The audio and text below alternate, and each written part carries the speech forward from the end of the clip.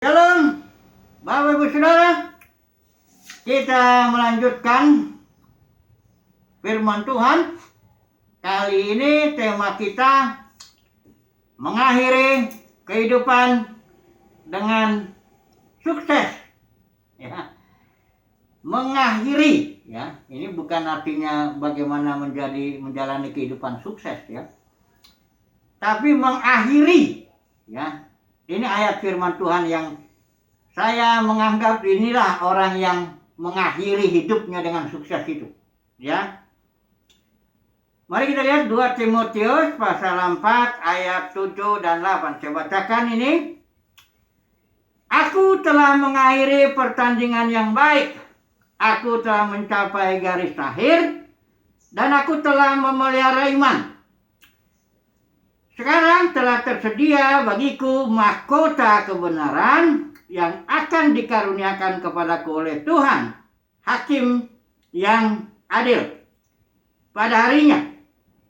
Tetapi bukan hanya kepadaku, melainkan juga kepada semua orang yang merindukan kedatangannya. Jadi Bapak Saudara, ini diucapkan oleh Paulus menjelang kematiannya. Dia bilang, aku telah mengakhiri pertandingan yang baik, mencapai garis akhir, memelihara iman. Sekarang tersedia bagiku mahkota kebenaran. Ya, dia menyebut hakim, ya, karena dia hakim ini akan menilai dengan adil perbuatan-perbuatan Paulus. Nah, mari kita meneliti dulu sedikit, ya. Apakah ucapan ini, ya, itu didasarkan kepada kemampuan Paulus dalam mengikut Tuhan sampai akhir, atau karena kasih karunia Tuhan, atau karena Tuhan sudah meyakinkan Paulus bahwa engkau akan mendapat mahkota kebenaran. Saya ulangi lagi. Kita mau lihat dulu ini, teliti dulu ini. Apakah kalimat Paulus ini karena memang dia memiliki keyakinan dalam dirinya akan kemampuannya, akan kesetiaannya dalam mengikut Tuhan sampai akhir, maka dia ucapkan begini. Karena dia ini belum mati, ya.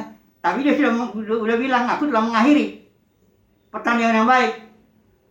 Nah, itu apakah itu, atau apakah Paulus mengucapkan ini karena dia sudah diyakinkan oleh Tuhan, ya, melalui perjalanannya selama ini bersekutu dengan Tuhan, diyakinkan oleh Tuhan bahwa Tuhan setia dan Tuhan akan berikan mahkota kebenaran itu.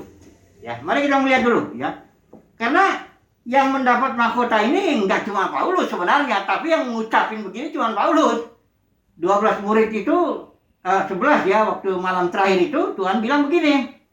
Aku menentukan hak kerajaan bagimu, kau akan menduduki 12 suku, akan menghakimi 12 suku Israel. Jadi baik Petrus, Yohanes, Yakobus, semua murid yang lain itu dapat mahkota juga, ya.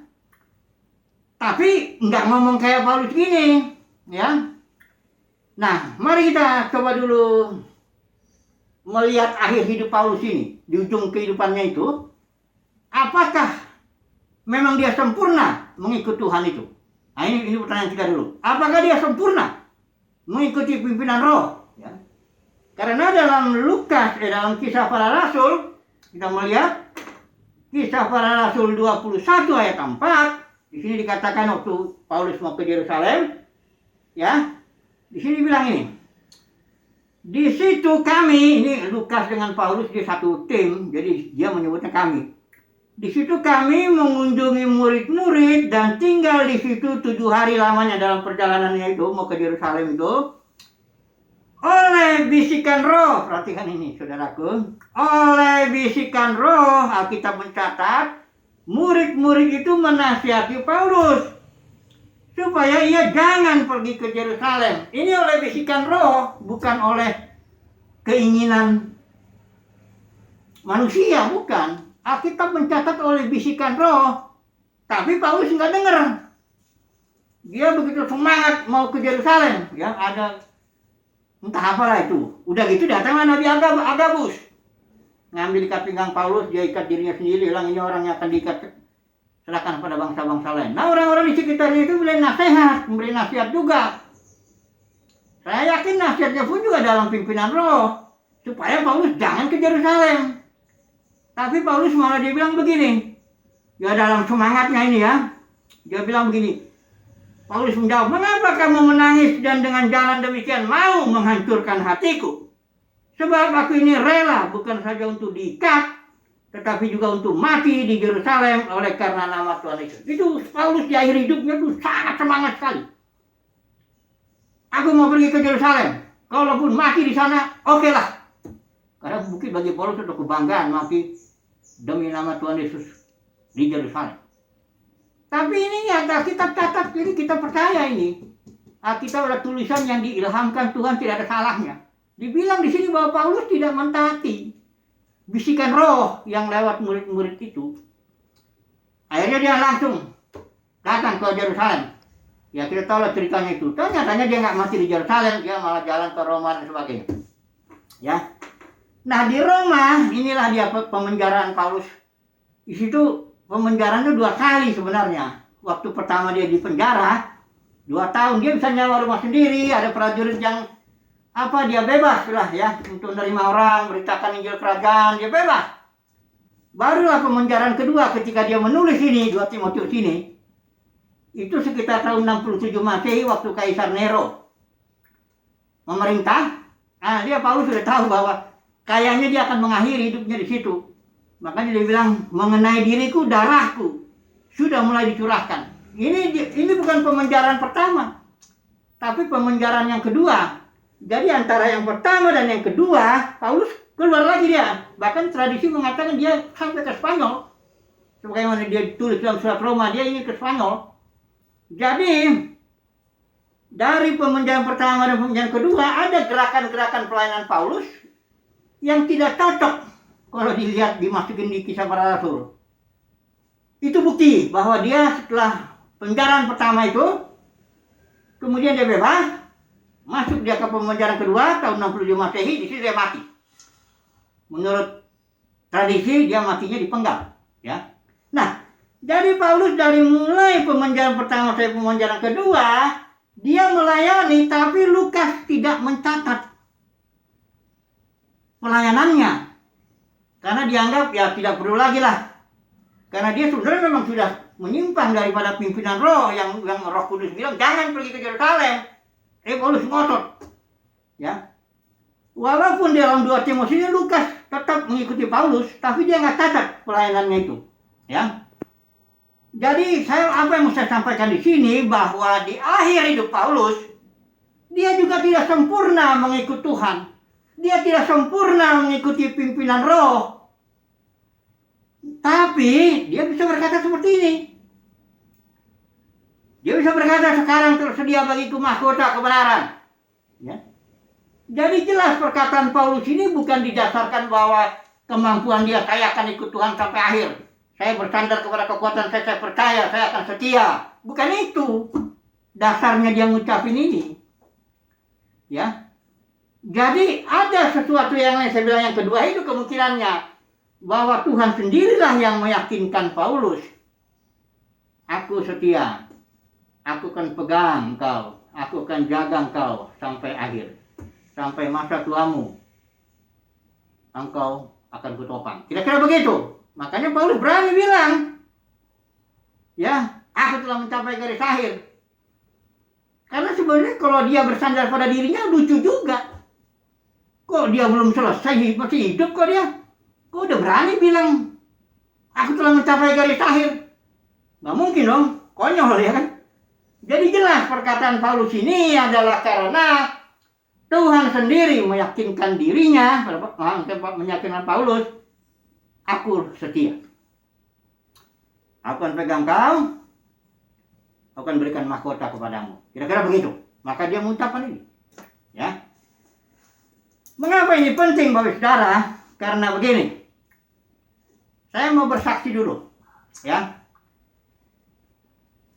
Kita juga seharusnya bisa mengucapkan seperti ini. Harusnya. Itulah yang namanya sukses. Untuk apa kita di dunia ini melayani Tuhan, terkenal dalam dunia kekristenan, punya ribuan pengikut, bahkan puluhan ribu, ratusan miliar kita dapatkan. Apa gunanya kalau nanti kita nggak ada keyakinan kalau ketemu Tuhan? Apakah saya dapat mahkota atau tidak ini? Ini saya nggak bicara soal kepastian keselamatan, enggak. Saya bicara soal kepastian dapat mahkota. Itulah sukses itu. Saya punya penilaian tentang sukses. Saya pun mengajarkan tentang sukses ini.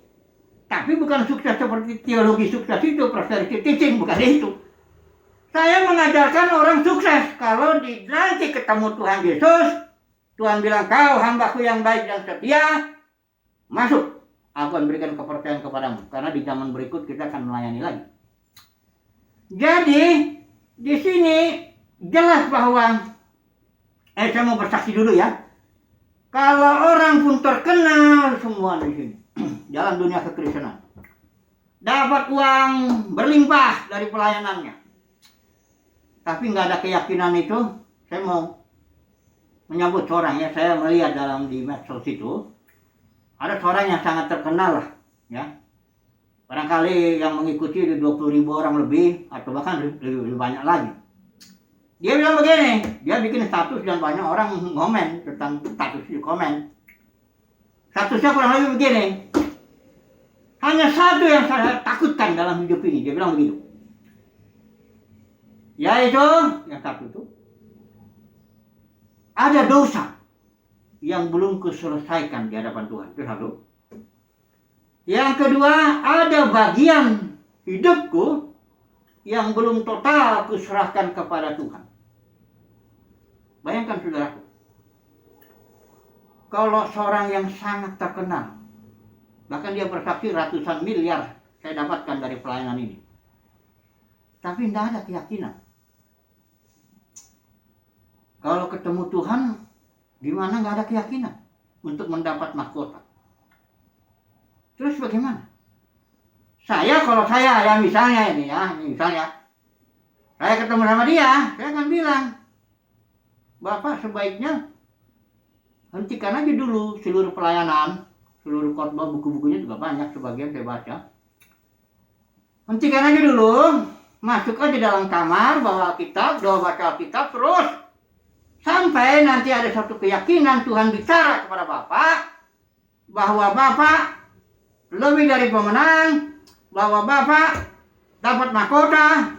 Ini ada banyak nih mahkotanya, ini itu banyak di Wahyu pasal 2 pasal 3. Setelah itu sudah yakin, barulah sambung lagi pelayanan itu. Karena bagaimana kalau orang nggak yakin?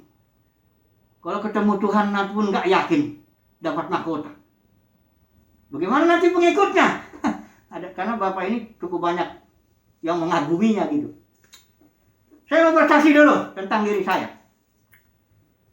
Jadi tahun 1978 itu waktu saya kelas 2 SMA. Saya ini anak yang dididik. Kebetulan orang tua saya enggak suruh saya ke gereja, kebaktian apa begitu, enggak. Dia pun enggak nyuruh apa, pokoknya istilahnya saya kelas 2 SMP sudah merokok dan sudah langsung dibebaskan karena bapak saya cukup konsisten apa. Ya, karena dia sendiri 4 SD merokok, jadi dia bebasin saya. Saya hidup besar begitu aja lah, di jalanan lah, banyak lah kebiasaan kacau. Tahun 1978, ketika saya kelas 2 SMA itu, disitulah saya mendapatkan mimpi.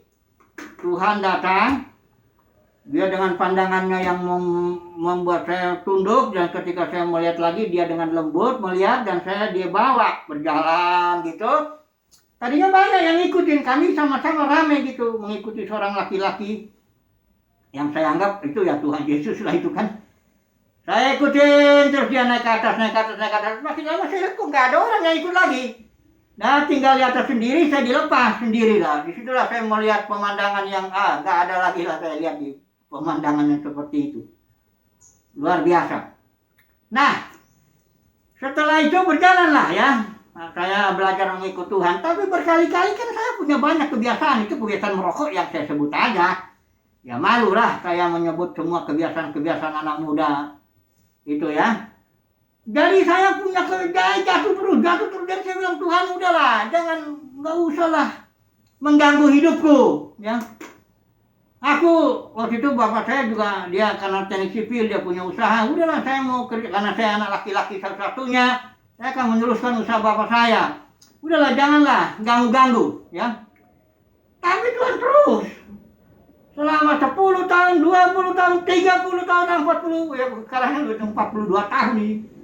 Tuhan terus yakinkan, aku memilih engkau, itu mauku bukan karena kau baik. Karena saya ini jelas, saya tahu. Dalam diri saya sebagai manusia tidak ada sesuatu yang baik. Itu satu. Kedua, bahwa saya ini hamba yang tidak berguna. Jelas itu. Ketiga, bahwa jenis hidup saya yang saya terima dari bapak ibu saya, itu menjauhi Tuhan. Jelas itu. Dilepas pun saya sekarang ini, saya akan meluncur jatuh ke dalam jurang kehancuran. Pasti itu. Karena saya tahu selama 42 tahun ini, dalam diri saya tidak ada sesuatu yang baik. Dalam kehidupan saya ini, saya menjauh terus dari Tuhan. Makanya berkali-kali di tahun-tahun awal itu saya bilang, Tuhan, salah engkau pilih aku. Aku ini bukan orangnya. Lagi pula saya ini orangnya kuper, nggak bisa bergaul, nggak bisa ramah sama orang. Ya, sementara lihat banyak hamba-hamba Tuhan tuh ramah-ramah, wajahnya baik-baik, shalom. Saya nggak bisa, dari awal saya nggak bisa begitu. Ya, jadi saya bilang salah Tuhan, jangan ganggu aku. Tapi nggak bisa, Tuhan ini satu kali bebal juga, nggak mau di apa, nggak bisa diatur. Pokoknya kalau dia sudah putuskan apa boleh buat. Kayak Jeremia juga udah nggak mau tuh ngomong firman. Nah udahlah, dia mau tahan firman itu dalam dirinya, tapi nggak bisa. Seperti dia nahan api. Nah udah ngomonglah, karena begitu dia ngomong konflik. Orang Israel waktu itu menjauh dari Tuhan. Nah jadi saya bersaksi begini dan saya diyakinkan oleh Tuhan. Aku setia, bukan karena engkau. Aku pilih engkau itu karena aku mau. Aku akan kasih kau mahkota. Gitu. Ya sudah, saya bilang, kalau memang Tuhan mau begitu, ya sudahlah. Ya, tapi seperti banyak orang yang hamba-hamba Tuhan itu, posisinya posisi kejepit, posisi disalah mengerti, kira-kira begitu. Kayak Maria gitu, dia bilang hamil. Nanti masa yang mau bilang hamil karena Roh Kudus. Ya, atau misalnya Yesus lah, ini orang yang sangat disalah mengerti Yesus itu. Dianggap penyesat lah, dianggap bahkan dikata orang gila. Ya sehingga ini hanya Tuhan yang bisa bela posisi kita. Hanya Tuhan yang bisa bela posisi kita. Sebagai orang pilihan Tuhan, hanya Tuhan yang bisa bela. Nggak mungkin kita cerita sama orang. Ya, nggak mungkin. Hanya Tuhan. Makanya saya merindukan kedatangan Tuhan seperti yang di sini bilang. Mahkota itu bagi orang yang merindukan kedatangannya. Saya merindukan. Karena nggak bisa saya mau jelaskan apa kondisi ini. Ya. Hanya Tuhan yang bisa nanti di hari penghakiman dia bisa menjelaskan itu kepada semua orang. Ini posisinya kayak perumpamaan itu janda. Ya. Dengan hakim yang tidak adil ini, janda punya musuh kan, janda itu kan, dia terus bela aku. Akhirnya Tuhan bela juga kan. Nah, jadi saya bersaksi begini untuk mengatakan kepada Bapak Ibu Saudara bahwa kalimat Paulus ini itu bisa diucapkan oleh semua orang yang memang dipilih Tuhan. Yang Tuhan sudah mengatakan jelas. Bicara, kau memang akan aku kasih mahkota. Itulah yang saya bilang, saya bisa mengatakan dengan jujur ini. Bukan karena saya sudah yakin, ini udah saya bilang. Dalam diri saya sebagai manusia tidak ada sesuatu yang baik. Kedua, aku hamba yang tidak berguna. Ketiga, jenis hidupku berjalan menjauhi Tuhan. Kalau soal aku ini jeleknya, aku bejatnya, aku ini nggak usah lah. Tuhan tahu, aku pun tahu. Orang lain barangkali nggak banyak tahu karena saya pintar-pintar juga menyembunyikan kali ya. Jadi, saya mengucapkan ini juga karena Tuhan sendiri ya selama 42 tahun ini meyakinkan saya, aku pilih engkau, aku setia sampai masa tuamu, sampai masa putih rambutmu, aku topang engkau. engkau akan kuberikan mahkota. Ya, melalui mimpi itu juga. Tahun 78 itu Tuhan yakinkan terus. Itu makanya saya bilang, saya berani mengucapkan ini. Aku telah mengakhiri pertandingan yang baik. Aku telah mencapai garis akhir. Aku telah memelihara iman. Bukan karena saya melihat diri saya ini, atau mengandalkan diri saya, atau mengandalkan kemampuan saya untuk setia sama Tuhan. Oh, bukannya itu. Saya lihat Bapak yang saya sebut tadi itu, yang pertama itu, ini kelihatannya dia pengajarannya agak sangat menekankan tanggung jawab manusia. Kebablasan, sehingga segalanya kelihatannya tergantung manusia. Maka kalau sudah tergantung manusia, siapa yang bisa berani yakin bahwa kita nanti akan setia ikut Tuhan? Karena dalam dunia kekristenan banyak orang jatuh. Ya, bukan yang orang kecil-kecil yang jatuh. Yang pelayanannya sudah mendunia pun, kejatuhannya ya kejatuhan soal uang lah, soal moral lah, macam-macam. Ya. Malah ada yang berani bilang waktu saya tinggal di Jakarta ini, ada seorang, saya bisa sebut 21 pendeta yang jatuh soal moral. Jadi Paulus mengucapkan ini karena dia bersandar kepada Tuhan, karena dia berfellowship dengan Tuhan dalam tahun-tahun hidupnya. Bukan karena dia lihat kehidupannya sempurna dalam mengikut Roh, enggak. Dia tahu kok bahwa dia sudah salah dalam, ketika Lukas bilang oleh bisikan Roh, harusnya Paulus jangan ke Yerusalem. Ya, udah dinasihatin juga, yang kedua pun dinasihatin jangan ke sana. Waktu Nabi Agabus itu. Jadi jelaslah Paulus dalam renungannya dia tahu bahwa dia pun tidak sempurna mengikut Tuhan. Tapi dia berani mengucapkan ini karena fellowship-nya dengan Tuhan. Dia bicara ke Tuhan, Tuhan pun bicara ke dia. Ya. Itu makanya saya bilang sekali lagi. Orang yang sukses mengakhiri, judulnya mengakhiri kehidupan dengan sukses. Orang yang sukses menurut saya adalah orang yang dipilih Tuhan, ditetapkan melayani Tuhan, dan nantinya dia kasih mahkota.